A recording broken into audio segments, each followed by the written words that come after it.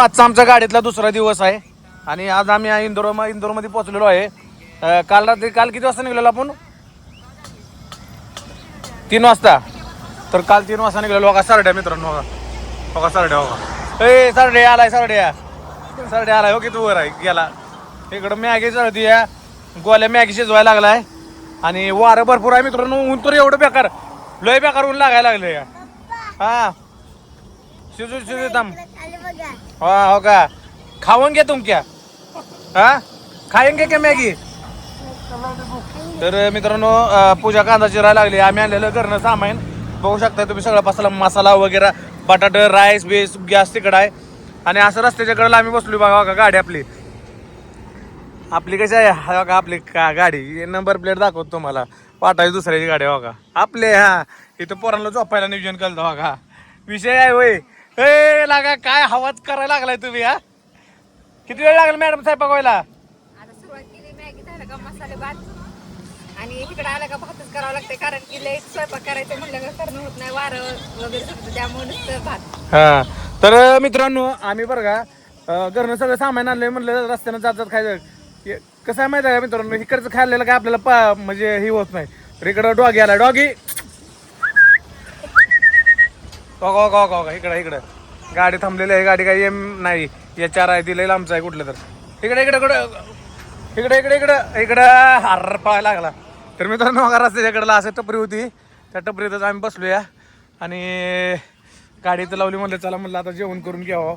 तर कुत्र्याला का तिथं गाडी इधर हा अरे नको आहे बाबा, पाप लागेल इकडं. तर मित्रांनो केक डॉगीला चालतो. डॉगी ए बाबा ये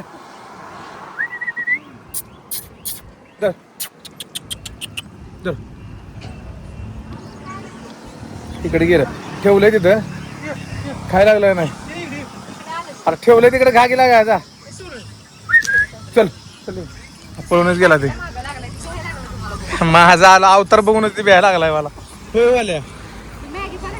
तर मित्रांनो चला आता राईस वगैरे करतो आणि मॅगी शिजवतो एवढं आणि आपण जरा बघू जमतंय का आपल्याला भात करा. आज माझ्या हाताने मी भात करून पूजाला चारणार आहे. खायचंय ना, कंटिन्यू वॉच करा, तुम्हाला समजेल कोण करतोय. वगैरे टाकलाय, तेल टाकलंय आणि पूजा तिकडे बटाटे चिरते. उभीच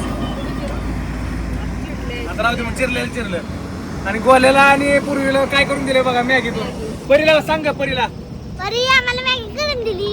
साडवा धरायचं असतो, उभा करतो हा तसंच धरायचं त्याला.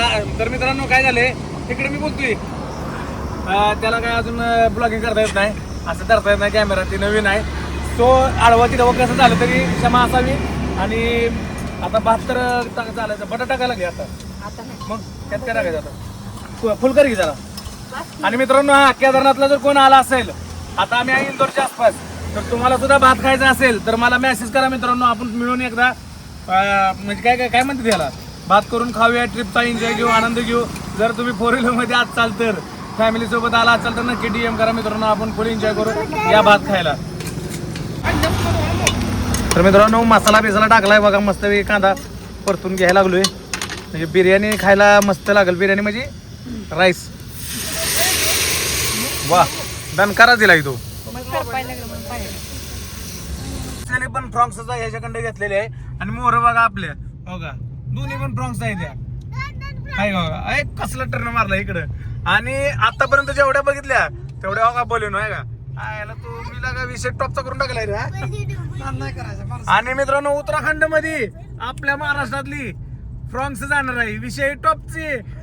सनाना पिरिरी मध्ये जाणार, तुम्हाला उत्तराखंड मध्ये दाखवतो डोंगरातनं कशी आपल्या नाही का पहाडी मधून आपली फ्रॉन्स फिरणार आहे. भात वगैरे कचकडून खाल्ला आणि 1 नंबर क्वालिटी झालता. पण माझ्याकडनं काय झालं, भातामध्ये फक्त 1 चमचा जास्त तिखट पडलं होतं. पूजानं सांगितलेलं मला 3 चमचे टाकायला सांगितलेलं नॉर्मल, पण मी असं डोंगर चमच्यावर केलता तयार, टाकलं कचकडून, लागली पोट टाक पडायला. पण काय नाही, एकदम चणचणीत झालं मित्रांनो, जेवण भारी झालं. पूजा अगे तुला कधी काय कळतंय ना की ते थांब काय म्हणते बघू द्या काय किती तुला कळलं नाही का चमच्यावर डोंगर भरला सीताराम कसं लागला भात झणझणीत लागलं. पण भात आवडला ना तुला खूप छान झालं. अरे विषय आहे काय तर मित्रांनो यांनी साखर टाकलेलं अजून भातामध्ये विषय म्हणजे साखर टाकून खाल्ल्यावर त्यांना अजून तिखट लागलं म्हणते ते जाऊ दे काही साखर टाकलं गोड लागतं पण ह्याला तिखट लागलं आणि मित्रांनो आम्ही आता आहे घाटामध्ये इंदोर आमच्यापासून एक थोडं लय लांब आहे थोडंच आहे आणि आपण ब्लॉग टाकणार आहे ही उद्याच्याला त्यामुळं ब्लॉगिंग मध्ये मागं पुढे राहणार आहे आम्ही आजचं उद्याचं आज असं ब्लॉगिंग पडणार आहे त्यामुळं मागं पुढे ब्लॉगिंग होणार आहे आम्ही जर इंदोरमध्ये असलं तर दुसऱ्या दिवशी ते इंदोरपासून 600-700 किलोमीटर पुढे असेल ह्याची खात्री करा कारण का काय जणांना काय वाटेल आम्ही इंदोरमध्ये आहे त्यामुळे इंदोरमध्ये भेटायचं म्हणून मेसेज केला आम्हाला म्हणजे मेसेज केलं काल मी म्हणजे नाही का धुळ्यामध्ये आहे धुळ्याच्या अलीकडे आहे म्हणून तर धुळ्यातनं मला भरपूर मेसेज आलं तर धुळ्यामध्ये नाही मी इंदोरच्या जवळ आता इंदोर सोडतोय तर चला मित्रांनो आणि हा मित्रांनो पुढं काय होतंय काय नाही सगळं सांगतो तुम्हाला आणि महत्वाचं तुम्हाला झालं का तर मित्रांनो आम्ही काही आता ज्यावेळेस पंढरपूर सोडलं होतं त्यावेळेस रूम मध्ये शिर्डीमध्ये राहिलो शिर्डीमधलं तर तुम्हाला सांगायची काही गरजच नाही कारण का शिर्डीमध्ये प्राइस रूमच्या काय आहे त्या काय नाही ते तुम्हाला सगळं माहित आहे आपण तुम्हाला कुठलं सांगणार आहे दिल्लीपासून पुढे तुम्हाला सगळं माहिती देणार क्लिअर कट की कुठे रूम मध्ये राहायचंय कुठे जेवण करायचंय जेवण माझं महत्वाचं म्हणजे आम्ही हातानेच करून खाणार त्यामुळं जर आम्हाला असं वाटलं की कुठं जर खायचंय जेवण करावं कंटाळा आला बाबा नको बनवायला तर त्यावेळेस आम्ही कुठल्या तर हॉटेलमध्ये जाईल पण महत्वाचं तुम्हाला मुक्काम रस्ता कुठनं कसं जायचंय तुम्हाला सगळं सांगतो मी आणि लास्टच्या ब्लॉग मध्ये तुम्हाला सांगणार की टोटल आम्ही कसं आलो कुठनं आलो काय रूट आहे ह्याची पूर्ण तुम्हाला डिटेल्स देतो मित्रांनो आणि जर फॅमिली सोबत तुम्ही नियोजन करत असाल 4 व्हीलर मध्ये एकदम कम्फर्टेबल आहे मित्रांनो म्हणजे नाही का 2 मुलं माग माझी एक बायको आहे माझा भाऊ गाडी चालवतो मी एक ड्रायव्हर 2 असलं ना मग लय भारी कारण का ऍडजस्ट करता येते पण मी तर आता अजून गाडी एक 5-6 किलोमीटर चालवली तेवढी सगळी गाडी येणं चालवली ह्याला माझ्यावर विश्वास नाही मी एवढं लांब जाऊन आलोय मला म्हणते तू बस साईडला आणि मला ह्याच्यावर विश्वास नाही काय नाही विषय मित्रांनो मला आराम मिळतो मी त्याला म्हणलं तू दिवसभर चालव उद्या मी आज संध्याकाळी मी रातसार गाडी चालवतो म्हणजे डायरेक्ट दिल्लीत जाऊ कशा लोक थांबायचंय 1200 किलोमीटर ते आमच्यापासून सकाळी दिल्ली होती शिर्डीतनं आता दिल्ली राहिली 800 किलोमीटर रनिंग चांगलं तुटलेलं आहे आणि हसत खेळत मस्ती करत आलोय तर मित्रांनो खरंच 4 व्हीलर मध्ये आल्यानंतर एन्जॉय होतोय पण 4 व्हीलर टाकाटक पाहिजे 4 टायर नवीन एक स्टिपनी आणि गाडीचं नवीन जरा